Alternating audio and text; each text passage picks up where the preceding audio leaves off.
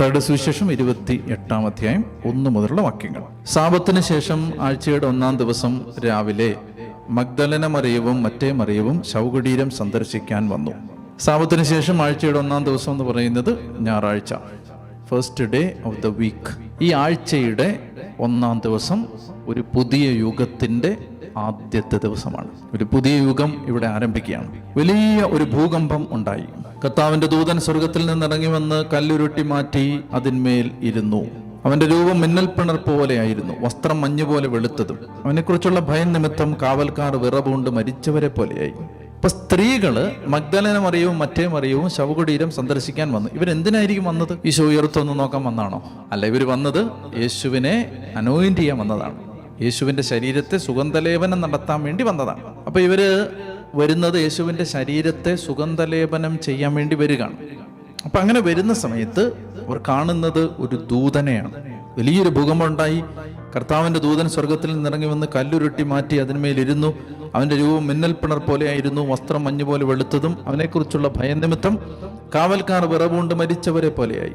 ദൂതൻ സ്ത്രീകളോട് പറഞ്ഞു, ഭയപ്പെടേണ്ട, ക്രൂശിക്കപ്പെട്ട യേശുവിനെയാണ് നിങ്ങൾ അന്വേഷിക്കുന്നതെന്ന് എനിക്കറിയാം. അവൻ ഇവിടെ ഇല്ല.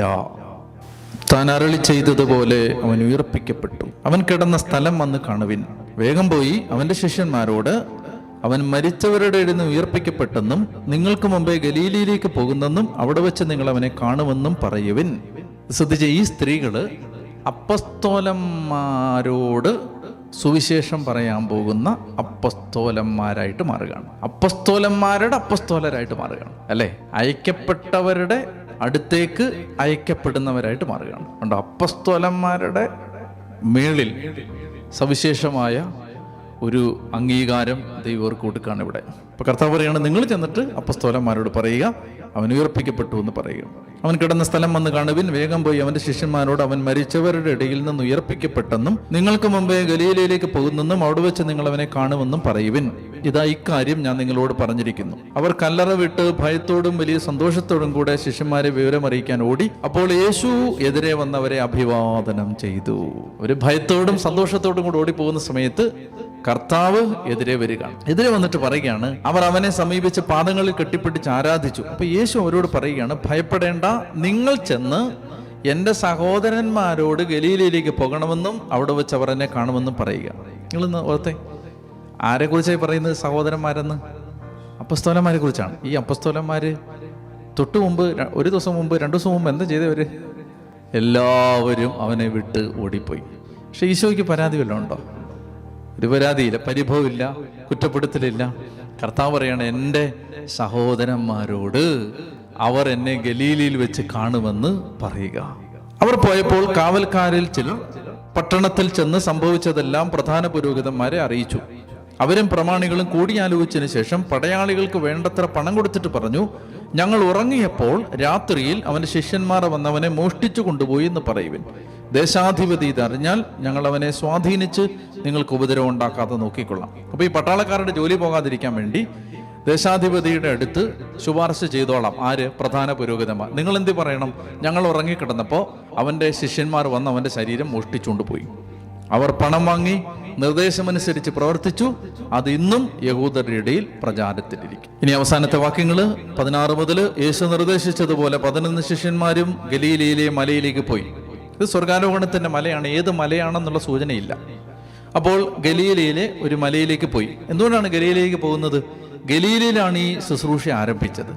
ഗലീലയിൽ ഈശോ അവസാനിപ്പിക്കുകയാണ്. ഒരു സൈക്കിൾ പൂർത്തിയാവുകയാണ്. അപ്പോൾ അവനെ കണ്ടപ്പോൾ അവർ അവനെ ആരാധിച്ചു. ദൈവമായി യേശുവിനെ അവർ ആരാധിച്ചു. ചിലർ സംശയിച്ചു. യേശു അവരെ സമീപിച്ച് അരുളി ചെയ്തു, സ്വർഗത്തിലും ഭൂമിയിലുമുള്ള എല്ലാ അധികാരവും എനിക്ക് നൽകപ്പെട്ടിരിക്കുന്നു. സ്വർഗത്തിലും ഭൂമിയിലുമുള്ള എല്ലാ അധികാരവും എനിക്ക് നൽകപ്പെട്ടിരിക്കുന്നു. ആകയാൽ നിങ്ങൾ പോയി എല്ലാ ജനതകളെയും ശിഷ്യപ്പെടുത്തുവിൻ. പിതാവിൻ്റെയും പുത്രൻ്റെയും പരിശുദ്ധാത്മാവിൻ്റെയും നാമത്തിൽ അവർക്ക് ജ്ഞാനസ്നാനം നൽകുവിൻ. ഞാൻ നിങ്ങളോട് കൽപ്പിച്ചവയെല്ലാം അനുസരിക്കാൻ അവരെ പഠിപ്പിക്കുവിൻ. യുഗാന്തം വരെ എന്നും ഞാൻ നിങ്ങളോട് കൂടെ ഉണ്ടായിരിക്കും. എന്നുകൊണ്ട് 2 കാര്യങ്ങൾ ഇവിടുന്ന് ശ്രദ്ധിക്കുക. ഒന്ന്, യേശുവിനെ അവർ ദൈവമായി ആരാധിച്ചു. യേശുവിനെ ദൈവമായി അവർ മനസ്സിലാക്കി. ദൈവപുത്രനായി ദൈവമായി മനസ്സിലാക്കി ഉത്ഥാനത്തിന് ശേഷം. രണ്ടാമതായിട്ട് കർത്താവ് പറയാണ്, സ്വർഗത്തിലും ഭൂമിയിലുമുള്ള എല്ലാ അധികാരവും എനിക്ക് നൽകപ്പെട്ടിരിക്കുന്നു. അപ്പൊ സ്വർഗത്തിലുള്ള എല്ലാ അധികാരവും ഭൂമിയിലുള്ള എല്ലാ അധികാരവും ആർക്കാണ്? ഉത്ഥിതനായ യേശുവിനാണ്. മൂന്നാമത്തേത്, നിങ്ങൾ എന്ത് ചെയ്യണം? നിങ്ങൾ പോയി എല്ലാ ജനതകളെയും സുവിശേഷം പറയുക എന്ന് മാത്രമല്ല, ശിഷ്യപ്പെടുത്തണം. ശിഷ്യപ്പെടുത്തണം എന്ന് പറഞ്ഞാൽ സുവിശേഷം പറയുന്നത് ആദ്യത്തെ സ്റ്റെപ്പാണ്. രണ്ടാമത്തെ സ്റ്റെപ്പാണ് ശിഷ്യന്മാരാക്കി മാറ്റുക എന്ന് പറഞ്ഞാൽ ഈശോ പറഞ്ഞു തന്നതുപോലെ ജീവിക്കാൻ പഠിപ്പിക്കുക. ആദ്യം സുവിശേഷം അറിയിക്കുക, രണ്ടാമതായിട്ട് ശിഷ്യപ്പെടുത്തുക. അങ്ങനെ ഒരു ഉത്തരവാദിത്വം കൂടി സഭയ്ക്കുണ്ട്, ശിഷ്യപ്പെടുത്തുക.